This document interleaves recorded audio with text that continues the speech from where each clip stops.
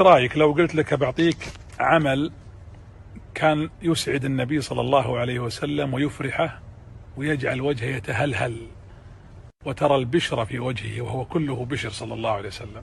والله إن الطعام كان يسعده عليه الصلاة والسلام.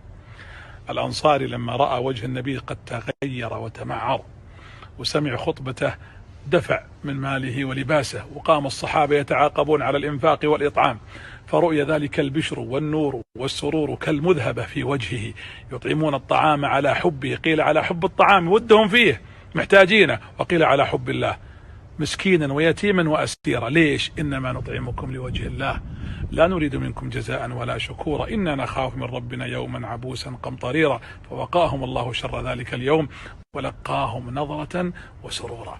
جاءهم السرور في الدنيا بلذة العطاء، وسيرون السرور في الآخرة حينما يدخلون جنة عرضها الأرض والسماء.